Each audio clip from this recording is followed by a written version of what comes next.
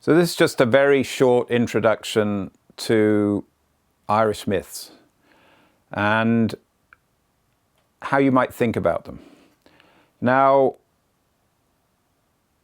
the most common way of thinking about Irish myths today is to sort them into 4 cycles.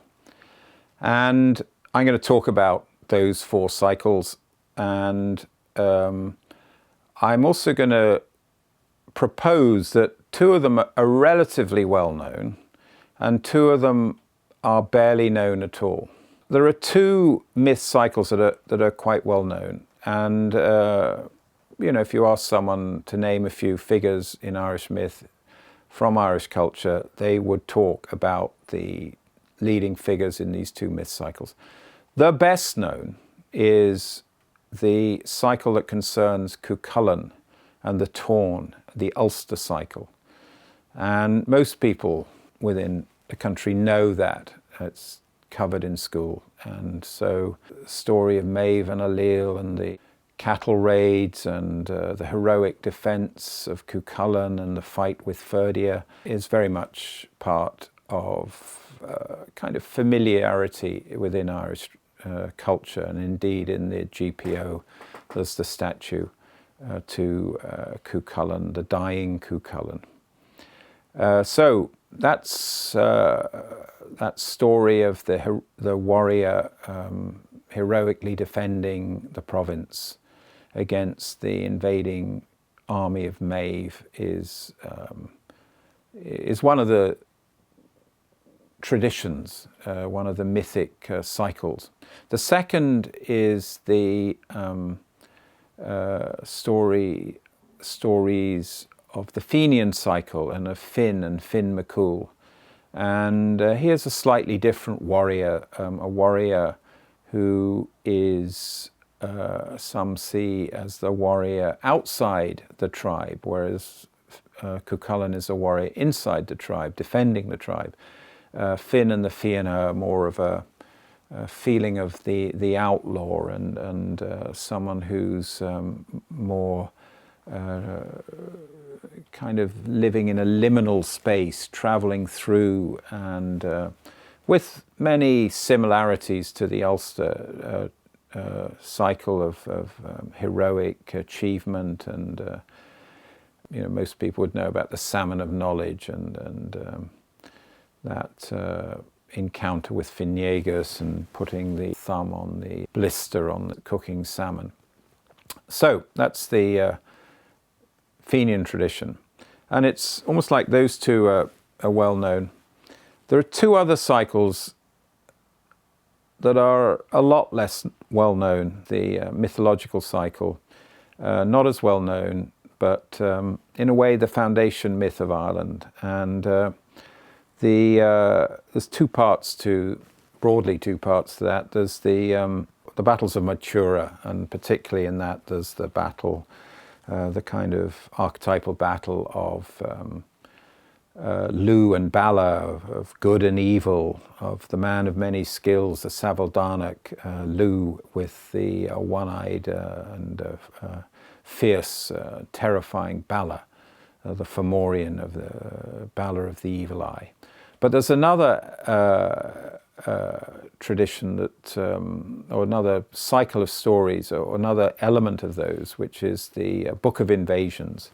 And in there is a really interesting foundation story of the Irish, that it's not like Hesiod or some of the other creation myths of the world.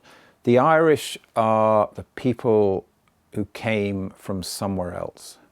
And so going right back to the wonderful Cessa and her journey from Meroe in Africa through Egypt and across to the Black Sea and down to Israel and Palestine, and then across to the Greek and world and Roman and German and Spanish before she came to Ireland. Effectively, she'd been on a wonderful journey. She'd seen almost all of the world. And then her partner, Fintan, who shape-shifting shaman. And both of those, I think, embody 2 types of wisdom. The wisdom of having seen an awful lot of the world and the wisdom of having lived for a long time. So in a way, right at the start of the Book of Invasions is a wonderful wisdom tradition. And then there's a series of other invasions that are in a way set in place some very other different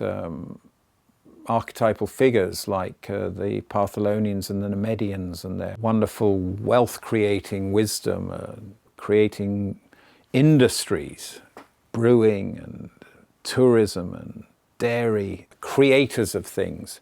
And then the wonderful Theobolg with their kind of humble everyman quality, their bag carriers, very humble role, and yet they have the wonderful political wisdom of the four provinces and the idea of the sacred centre. And then the Tuatha Dé Danann and Lu and the man of many skills, Lu and Dagda, and the people of the goddess Danu and what seems like a goddess culture. So there's a sort of shamanic and goddess feel to these stories that mean that they're very well worth exploring again, and maybe they'll start to have the influence that they once did. And then finally, there's the king cycle. And the one thing about the king stories is they were once very central in the Irish tradition. But if you think about a country that's colonized, the one kind of stories they're not going to tell is king stories. They're going to tell rebel stories, they're not going to tell king stories. And so stories like about Finn and Cuchulainn would have been more popular, particularly Finn. But the king stories during that colonial period kind of went into abeyance. And the problem is that, let's say the colonial periods ended, surely that's a time to reconnect with the wonderful examples of kingship that's encoded in the stories of Cormac MacArt and Conor O'More and Niall of the Nine Hostages and Laura Lynchuk and Mongan. So there's a whole body of king tales that hardly anybody knows. And so what we're talking about here is a cultural reconnecting, as it were, with two little-known myth traditions, the mythological and the king, and a kind of perhaps critical reflection on the warrior Ulster cycle and the Fenian outlaw cycle, and just to see where are we. But in a way, the first task is to jump in, and what the various journeys that we've put together are an opportunity to reconnect. And at the end of the day, what this is a facilitated process, because what ultimately matters is that the stories, and these are the stories of the people, they're communally created, they're not divine stories, they're not the stories of some great literary genius, they're the people's stories. And what we're looking at is a re-immersion in these four cycles of myth.